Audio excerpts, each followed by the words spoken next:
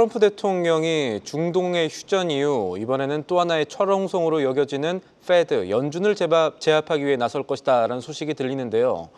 이 금리 인하 문제를 놓고 페드 안에서도 본격적으로 균열이 관측되기도 합니다. 금리를 빠르게 더 많이 내리고 싶어하는 트럼프 대통령의 입장이 관철이 된다면 글로벌 증시에는 단기적으로 호재가 될 수 있는데 오늘은 이 문제를 중점적으로 살펴보겠습니다. 도움 말씀에 한상춘 한국경제신문 논설위원 자리에 있습니다. 안녕하십니까? 네, 안녕하십니까? 오늘 뉴욕 증시 얘기부터 하겠습니다. 지금 트럼프 장세라는 얘기들이 나오고 있다고요? 네, 두 가지 요인이 있는데요. 오늘 미국의 주가가 올라간 것이 이란의 휴전 때문에 올라간 거냐, 금리 때문에 올라간 거냐. 사실 두 가지 요인 전부 트럼프와 관련돼 있기 때문에 트럼프 랠리라는 표현을 썼다 이렇게 보겠습니다. 사실은 많은 국내 언론들이 이란의 휴전 때문에 미국의 주가가 올라갔다 하는데 실제로 현지 분위기는 그렇지 않습니다. 금리 때문에 사실 주가가 올라갔다 하는 측면에서 향후에 미국의 증시라든가 한국 증시 입장에선 더 중요한 의미를 갖고 있지 않냐 생각합니다. 일단은 두 가지 요인 중에서 어제도 이제 말씀드렸습니다만 이란의 핵기지 이렇게 타겟은 우리도 어제 이제 방송을 통해서 묘책이다. 트럼프의 묘책이다 이런 표현을 써서 시청자 여러분이 그 이후에 화해 소식이 나오면서 국내 코스피 지수가 89포인트 진짜 시원하게 올랐죠. 이렇게 세계 증시도 한 2% 가깝게 모두 이제 올라가는 모습인데요.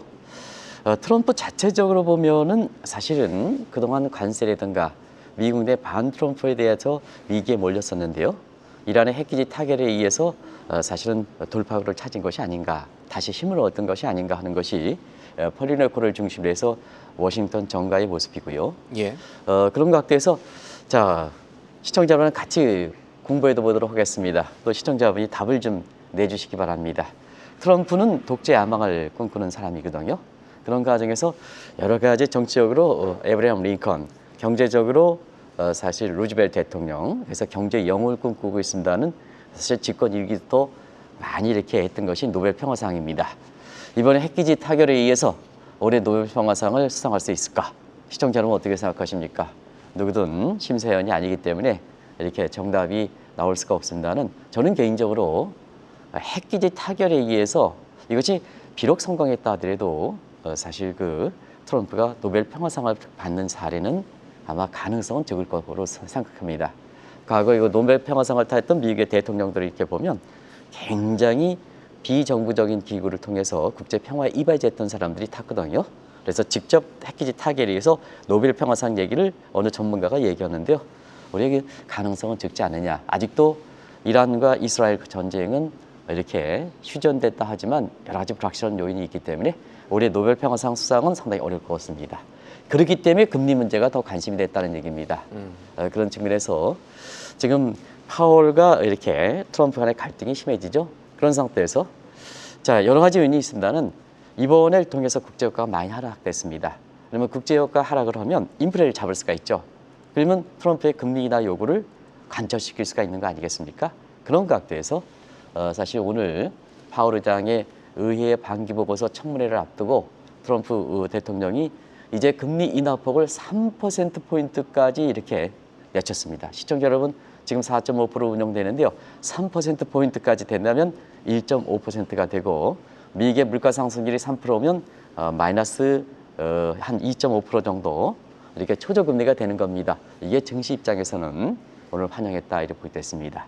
그래서 국내 언론에서 이란의 휴전 때문에 주가가 올라갔다 이 요인도 있지만 미국에서는 사실 이 물가 전망에 따른 금리 이 문제에 대해서 월가에서 민감한 반응을 일으키면서 주가가 올랐다 하는 것을 이렇게 맺어드리겠습니다. 지금 월가에서도 그렇고 트럼프 대통령이 연준에 대해서 또 한 차례 미드나잇 해머를 휘둘렀다라는 표현들이 나오고 있는데 이거는 무슨 얘기일까요? 분명히 그런 것 같습니다. 철옹성이라 1913년 이후에 정책 압력으로 견뎠던 것을 해서 페드가 철옹성인데요. 이란의 핵기지를 철옹성이라고 한다면 미드나잇 공격을 통해서 이것이 타결을 했었죠. 그런 측면에서 또 하나의 철옹성이라 하는 이렇게 페드가 깨지는 것이 아닌가 이렇게 보고 있습니다. 사실 오늘의 정점인 상이었었는데요. 파월 의장의 의회 연설을 이렇게 의회 청문회를 앞두고 트럼프 대통령이 이렇게 3%포인트까지 금리 인하됐습니다. 그런 과정에서 이런 얘기들이 나오고 있는데요. 그 과정을 한번 보겠습니다. 집권 1기 때 트럼프가 파월을 임명했습니다. 그래서 파월은 트럼프 인사입니다. 그럼에도 불구하고 2018년서부터 금리 인하 요구, 트럼프의 금리 인하 요구에 대해서 2019년 금리 인상으로 정면으로 반박했죠. 그럼에도 불구하고 트럼프는 그때 당시에는 중앙은행 총재, 세계 중앙은행 총재로서의 입장을 지켜줬습니다. 다시 말하면 인신공격을 안 했습니다. 예. 그러나 작년 대선에서부터 인신공격이 했던 것이 시청자 여러분 아시겠지만 루즈라는 표현입니다. 미국에서 루즈라는 표현을 들으면 굉장히 아주 홈레스들도 반발할 만큼 굉장히 안 좋은 얘기입니다. 그래서 인신공격의 파문이다, 시작이다 이렇게 하는데요. 6월 FMC 휴일식 때문에 이 인신공격 수위가 최고조죠. 그래서 시청자 여러분한테 stupid라는 단어, 그다음에 dumb이라는 단어까지 말씀드렸습니다. 근데 오늘 인신공격의 최고절하는 얼간이 말하니라는 표현이 나왔습니다.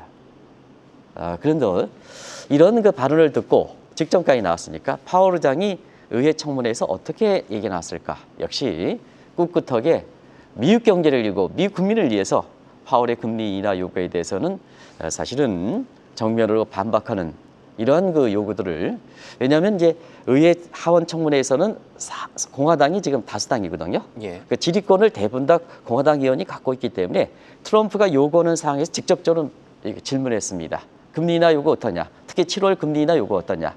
트럼프 키즈 인사들이 해서 해당 저는 모만 이사라든가 그다음에 월러 같은 이런 이사들이 금리 인하 요구를 7월 달에 요구했으니까 바로 공화당 이사들이 받아가지고 금리 인하 7월 달 어떻게 하느냐? 안 된다 하는 입장이죠. 그러나 전반적인 분위기 볼 때는 파월도 많이 이렇게 분위기가 죽었습니다. 왜냐하면 물가가 지금 안정돼 있기 때문에 5월달 양대 청구에서 보면 실업률 그렇고 물가도 좀 안정됐지 않습니까? 국제유가 17% 떨어졌죠 이번 기회일에. 그러다 보니까 좀 이렇게 주춤해서 파월도 금리 인하 요구에 대해서 결국은 수용하는 게 아니냐. 주가는 국채 금리가 3% 밑으로 떨어지면서 주가는 올랐다 이렇게 볼 때 있습니다. 결국 이 문제를 되는데요. 아시겠습니다는 그래서 철옹성에 해당되는 트럼프가 계속해서 때리다 보니까 이 철옹성이 깨지는 게 아니냐. 그래서 그동안 금리 인하에 대해서 계속해서 요구했던 것을 지금 시대적 상황에 맞춰서 이렇게 이란에 대해서 미드나잇 해머를 날렸다 그랬지 않습니까? 그래서 또 한 차례 미드나잇이다. 결국은 연준도 깨진다. 연준이 깨지는 모습은 연준의 페드 이사 간의 금리 인하 문제에 대해서 갈등이 본격적으로 나타나고 있다. 그 갈등이 본격적으로 나타나는 것을 시청자분이랑 같이 한번 지금처럼 보겠습니다. 네, 알겠습니다. 지금 여러 가지 화면상에 저희가 조금 저희 글로 쓰기도 민망한 단어들이 조금 나왔는데 그 대통령 입에서 예. 나온 겁니다. 그렇죠. 네네네. 예. 그런 칼 같은 말들이 던져지고 있다는 건 역으로 봤을 때 트럼프 대통령이 그만큼 금리 인하를 꼭 해야 된다 이런 요구가 강하다 이렇게도 볼 수 있지 않았습니까? 네. 그동안 금리 인하에 대해서 금리 인하 폭을 보면 트럼프가 얼만큼 금리 인하의 요구에 대해서 강한지 다들 아실 겁니다. 그런 과정에서 자 올해 사실 5월 FMC 거고 그 파월 의장에 대해서 중국의 인민은행 장부 못하다는 얘기도 했지 않습니까? 그래서 중국이 1분기 성장률 5.4%인데도 불구하고 금리를 내렸다. 근데 미국은 마이너스 0.2% 이렇게 잠재치기적으로 이렇게 역성장했는데 왜 금리는 동결해내냐? 그래서 금리 인하 폭은 이때까지 얘기하지 않았습니다. 근데 6월 FMC를 끝나고 나서 유럽만 못하다. 그러니까 ECB는 10차례 정도 금리를 인하했는데 왜 금리 동결하느냐? 요건 이제 틀린 얘기입니다. 트럼프가 잘못 알았던 겁니다. ECB가 8차례 내렸습니다. 10차례 내렸는데 트럼프의 발언이 틀렸다 하더라도 10차례 했으니까 10차례 내린 겁니다. 실제로는 8차례 내렸습니다. 왜 금리를 동결하느냐? 예. 이때 나왔던 것이 금리를 2% 내지는 2.5%포인트가 내려야 된다. 그래서 구체적으로 2% 내지는 2.5%포인트까지 내렸습니다. 그런데 이번에 파월의 의회 직전에 미국의 금리는 3% 최대 포인트까지 내려야 된다. 자, 금리 동결, 최대 인하폭 2에서 2.5%. 그러면 지금은 3%포인트. 이걸 보면 트럼프가 지금 당면한 현안 가운데 이 압력이 가중되면서 사실 금리 인하에 대해서 얼만큼 요구가 강한가. 금리 인하의 요구가 강하면 금리 동결하겠다는 파월 내지는 페드 내 일부 인사와 갈등이 심해지는 거죠. 그러면 트럼프 성격상 페드를 두들길 수밖에 없지 않습니까?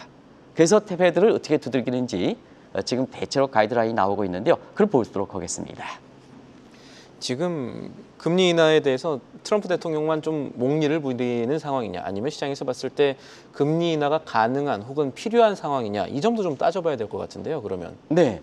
사실 오늘 그 미국의 국채 금리가 대부분 다 2년물, 3년물, 10년물, 30년물 전부 내렸습니다. 예. 왜 그럴까? 국제 유가 하락하는 측면도 있지만 지금 이렇게 보여주고 있죠. 비교적 큰 폭으로 이렇게 내리고 있는데요. 사실 왜 그럴까 하는 측면은 트럼프의 금리 인하 요구, 그다음에 파월은 금리를 안 내리겠다 하는 요구에 대해서 시장에서는 지금 경제 상황으로 볼 때는 트럼프의 금리 인하 요구에 대해서 어느 정도 시장의 공감대를 갖고 있다는 얘기입니다. 그런 측면이거든요. 그런 측면에서 보면 잠시 질문과 이렇게 자막 간에 이렇게 되기 때문에 자막 좀 먼저 설명드리겠습니다. 트럼프가 왜 금리 인하 요구를 그렇게 강하게 수용할까 하는 측면은 점점 부각되는 디폴트 문제 때문에 그렇습니다. 지금 뭐냐? 5월 말에 국가 부채가 37조입니다. 연방 부채 한도 34조입니다. 그러다 보니까 야, 이게 국가가 망하네 가는데 트럼프 입장에서는 왜 파월과 패드는 뒷짐을 지고 있느냐 이렇게 나올 수가 있죠. 그런 시청자 여러분, 근데 나름대로 파월과 패드 입장에서는 크레디트 문제, 좀 관세라든가 내지는 전쟁 문제라든가 이게 명료하지 않은데, 사실 앞길이 명료하지 않은데 지금 상태에서 성급하게 금리를 트럼프 요구대로 내릴 것이냐 하는 문제거든요. 그런 과정에서 지금까지 뒷짐지고 채권 세임을 했던 겁니다. 근데 점점점 디폴트 문제는 다가오죠. 그런 과정에서 자, 입장을 이렇게 정하는 겁니다. 물가가 불안하다고 할 때, 자, 물가냐, 먹고 사는 문제냐 했을 때는 저도 그렇습니다는 물가는 경제 활력 지표에 때문에 좀 목표치보다 높이는 게 좋습니다. 목표치인 게 좋습니다. 증시적 측면이든가 이게 다 좋습니다. 부동산이 다 좋습니다. 엄격하게 관리할 필요가 없습니다. 먹고 사는 문제가 중요하지 않습니까? 이게 시장의 분위기다 이렇게 됐습니다. 그러다 보니까 시장에서도 오늘 앞서 보이던 것처럼 미국의 국채물 금리가 전부 떨어진 데 이어서 트럼프는 자, 시장에서 국민들이 내 금리 인하고 해서 긍정적 반응에 그럼 패드가 파월이 반대, 그럼 직접 나서는 거죠. 예. 어떻게 나서느냐? 한번 물가 안정을 통해서 물가를 잡는다. 국제 유가 안정을 통해서 물가를 잡는다. 그 메커니즘을 보겠습니다. 유가를 하락하면 물가가 안정되겠죠. 물가가 안정되면 패드도 물가 안정을 중시한다 그랬는데 물가가 안정이 됐으니까 금리를 내려야 되겠죠. 그러면 디폴트 문제를 해결하겠죠. 다른 한편으로는 금리 인하가 바탕이 되면 자, 앞으로 집권 하반기에서는 뉴딜 정책 추진하고 그다음에 감세 정책을 본격적으로 추진한다는 거 아닙니까? 그러면 금리 인하 경기에 플러스, 감세 경기에 플러스, 그다음에 뉴딜 정책 재정 지출 경기에 플러스, 경기 회복된다. 그러면 지금 뭐냐, 여러 가지 스태그플레이션 우려가 나오고 있고 디폴트 문제가 나오는데 이걸 한꺼번에 잡겠다는 얘기죠. 그런 측면에서 시장에 반응을 하니까 결과적으로는 트럼프가 힘을 얻는 상태에서 파월도 9월에는 금리 인하를 이렇게 수용하는 것이 아니냐, 시장에서는 증시에서 주가의 상승으로 반영됐다는 것을 말씀을 드리겠습니다.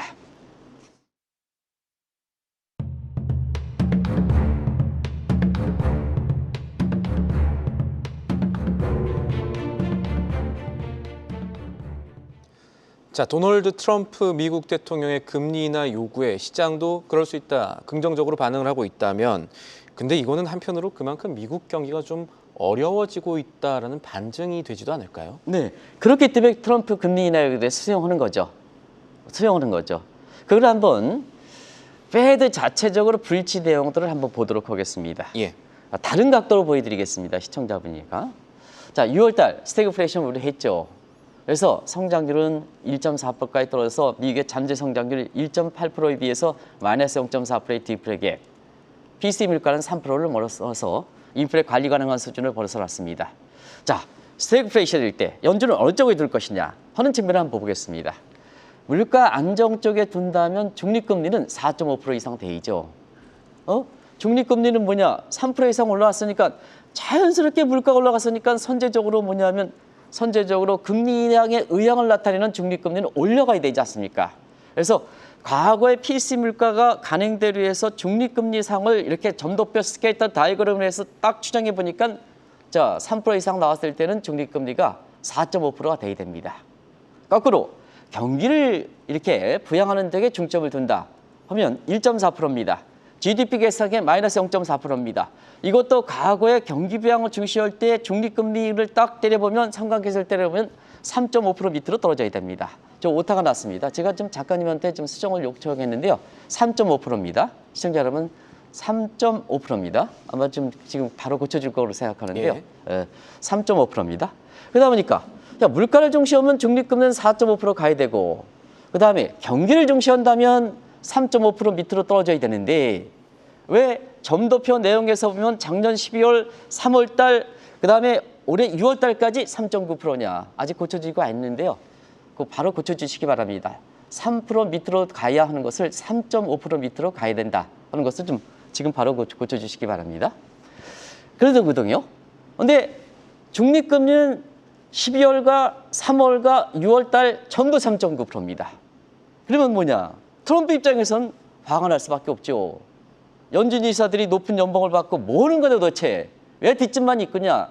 상황이 경기도 잠재 성장률 밑으로 떨어지고 물가도 가져가는 소를 벗어나는데 뭐 하는 거냐 도대체. 이렇게 나올 수밖에 없죠. 지금 제대로 나왔습니다. 시청자 여러분. 제대로 나왔습니다.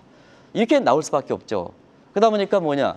시장에서는 또 국민들에서는 파월과 멀어지고 페드의 일부 바이든 인사 멀어지는 이런 상황이 발생하는 거죠. 이게 철옹성인 페드가 깨지는 이런 조짐이다 하는 것을 말씀드리겠습니다. 그러니까 시장도 트럼프의 금리 인하 요구에 지금 동조하는 상황이라고 한다면 제롬 파월 연준 의장도 언제까지고 통화 정책 이대로 유지할 수는 없을 텐데 혹시 트럼프와 파월 의장 합의에 의해서 파월 의장이 임기를 다 마치지 않을 가능성도 생각해 봐야 됩니까? 그게 조용한 해임입니다. 예. 이게 지금 오늘 월가에서 나오는 게 조용한 해임입니다. 자, 시청자 여러분, 파월과 트럼프 간의 갈등이 2018년서부터 시작됐습니다.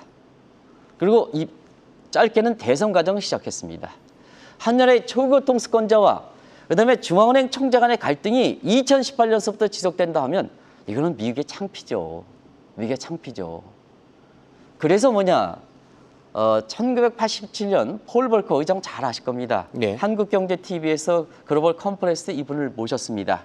아마 시청자 여러분 한국경제TV의 글로벌 컨퍼런스가 이렇게 민감한 상황을 모시는 겁니다. 그래서 폴 벌커 의장을 모셨는데요. 돌아가시긴 했습니다는 조용한 해임 사례가 거론되는 겁니다. 이렇게 싸워 대통령 간에 그다음에 페드 의장 간에 싸워 이거 언제까지 되느냐. 그런 과정에서 자 1980년대로 데려가겠습니다. 그때 당시에 대통령이 공화당 대통령인 레이건입니다. 예.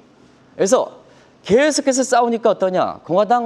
친공화당 이사를 통해서 페드 내 친공화당 이사 결국 레이건 이사가 되겠죠. 이사를 통해서 볼커의 정책을 결정하다마다 정책을 결정하다 반기를 들었던 겁니다. 그래서 뭐냐.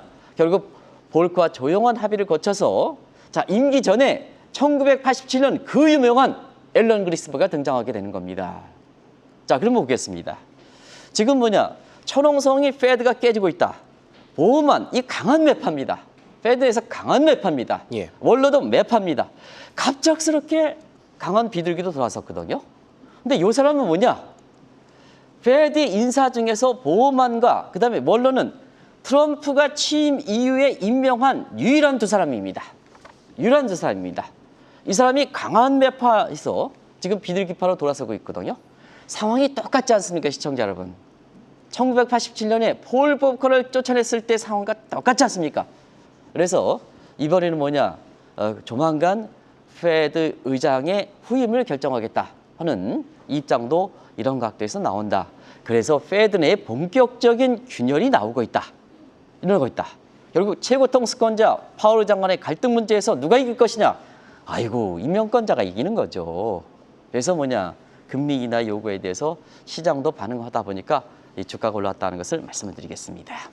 자, 지금까지 말씀에서 하나 생각해 볼 부분이 만약에 제롬 파월 의장의 조용한 해임이 이루어진다 하더라도 이것이 꼭 트럼프 미국 대통령이 연준을 좌지우지한다는 게 아닐 수도 있지 않을까요? 네, 파월이 페드에서 쫓아낼 것이냐. 그리고 페드 의장에서 파월이 그만두지만 예. FOMC 의장은 그만둘 것이냐. 이게 다른 문제거든요. 많은 사람은 페드 의장이 FOMC 의장이라고 생각하는 사람, 그런 전문가가 많습니다. 그런데 페드 내 법은 보면 페드 의장과 FOMC 의장과는 다릅니다. 요걸 좀 오늘 새로운 내용이기 때문에 좀 말씀드리겠습니다. 예. 그래서 페드 의장이 FOMC 의장이 되는 게 아닙니다. 당연히 되는 게 아닙니다. 많은 사람은 그렇게 갖고 있습니다. 페드의 지배구조 문제 때문에 그렇습니다. 자, 한번 보겠습니다. FOMC의 구성은 페드 내 이사 7명, 뉴욕 연준총 1, 그리고 지역 연준총 순번제 4명 이렇게 구성되어 있습니다. 근데 FOMC 의장이 페드의 부회장이 되는 게 아닙니다. FOMC의 부회장은 뉴욕 연준 의장이 부회장입니다. 그렇죠. 예. 그런 상태에서 FOMC 의장은 뭐냐? 페드 의장이 되는 게 아니고 12명의 호선회에서 되는 겁니다. 호선회에서 되는 겁니다. 그래서 이게 이제 다른 점이거든요. 그런 각도에서 파월 의장의 임기가 페드 의장이 2026년 5월 말까지 돼 있죠. 이전에 간다 하더라도 자, 파월의 연준 의사로서의 이사, 연준 의사로서의 의자, 보드 멤버에 들어가는 것은 2028년 1월 말까지입니다. 그러다 보니까 자, 페드 의장이 페드 의장이 끝나더라도 예. FOMC 의장은 어떻게 될 것이냐 하는 측면에서 만약에 지금 페드 내 인사 중에서 바이든 인사들이 아직 많거든요. 지금까지 보면 친 트럼프 인사에서는 보험안과 윌러뿐이 없거든요. 예. 그러면 파월이 쫓겨내 페드 내 친 바이든 인사를 중심해서 호선에 의해서 FOMC 의장을 맡으면 예. 2028년 1월까지 페드 의장이 아니더라도 FOMC 금리 결정의 의장을 갖고 있다는 얘기입니다. 이 문제거든요. 그래서 이 문제에 대해서도 지금 페드 내에서도 개편해야 되는 게 아니냐 해서 2024년 5월 달에 바로 프로젝트 2022 계획에서도 이런 지배구조의 위기 문제가 있기 때문에 예. 페드 내에서 근본적으로 손봐야 된다 하는 입장입니다. 오늘 아마 시청자분이 왜 이렇게 갈등 문제가 중요하냐 하는 것을 오늘 이 문제도 처음 아셨을 겁니다. 처음 아셨을 겁니다. 페드 의장이 지배구조 문제 때문에 FOMC 의장이 되어왔지만 사실은 FOMC 의장이 페드 의장의 당연직이 아니다는 것을 꼭 좀 말씀드리겠습니다. 알겠습니다. 이걸 좀 꼭 좀 말씀드리겠습니다. 조금 더 정리를 해보면은 일단은 지금 법에 보장된 연준 이사 임기는 14년입니다. 그래서 이 파월 의장이 지금 의장직에서 물러나더라도 보팅 멤버라고 불리는 28년까지죠? 그렇죠. 네네, 네. 보팅 멤버라고 불리는 이 투표권은 계속해서 유지할 수 있고 그래서 의장이 물러난다고 해서 연준의 독립성이 완전히 훼손되지는 않을 수도 있다라는 말씀들로 저희가 이해를 할 수가 있는데 그래도 말씀 듣고 나니까 적어도 페드 안에서 무슨 일이 일어나고 있다라는 것만은 분명한데 실제로 지금 금리 인하가 시장의 예상보다 조금 더 큰 폭으로 이루어질 수 있는 환경이 마련된다면 그리고 그것이 실행된다면 증시에는 호재가 되지 않겠습니까? 네, 증시에는 호재가 되겠죠. 예. 아무래도 사실 경기가 과열돼서 펀더멘털에 의해서 주가가 올라가는 것은 금리 인상의 부담이 조만간 있을 것이다 해서 주가가 많이 올라가지 않거든요. 예. 근데 경기가 안 좋아서 금리를 내린다 하면 증시 입장에서는 대단히 호재가 될 겁니다. 그런 측면에서 페드에서 보면 이번에 지배구조 문제와 함께 앞서 말씀같이 페드 의장이 FOMC 의장이 되지는 않지 않습니까? 호선에서 다른 사람이 될 수 있지 않습니까? 굉장히 충돌이죠. 그래서 이것을 좀 재검토하고 그다음에 지난번에 사실 토마스 라우바우 이렇게 국장에서 예, 바로 컨퍼런스에서. 통화정책의 프레임워크 재검토하는 문제가 다시 증시적 측면에서는 굉장히 중요한 문제가 될 겁니다. 그래서 이 AIT 평균 물가제를 폐지하는 것이냐, 데이터 디펜던스를 수정할 것이냐, 아니면 기준금리 변경 방식을 바뀔 것이냐. 근데 지금 경제적으로 보면 디지털이 급증이 될 때 경기 진폭이 커지고 수능성 문제, 경기 주기가 짧아집니다. 근데 기준금리 변경이 1년 후에 나타나거든요. 그러다 보니까 이 문제가 되죠. 환경 문제에 대해서 바로 페드라든가 파월이 쫓아가지 못하죠. 그래서 이것도 좀 재검토하지 않겠느냐. 그래서 앞으로 기준금리 병신보다는 유동성으로 그때그때 상황에 따라서 빨리빨리 적용할 수 있는 유동성 조절 정책으로 가지 않느냐. 어느 쪽으로 말씀드렸던 겁니다. 그래서 항상 FOMC 의사라든가 중앙은행이 할 때는 기준금리 가지고 얘기하는 시각에 대해서 좀 잘못되어 있다 하는 것도 말씀드렸었는데요. 바로 그때그때 상황이 지금 순식간에 변하는 상황을 1년 후에 나타나는 기준금리 가지고 하면 이와 같은 문제점이 갈등만 나오지 않느냐 하는 각도에서 유동성 조절 방식으로 주방시된다. 근데 지금 전부 유동성은 내리고 있다. 예. 내리고 있다. 그래서 국채금리가 안정된다. 그러다 보니까 하반기에는 머니 서큘레이션, 머니 피보팅이 어디로 가느냐?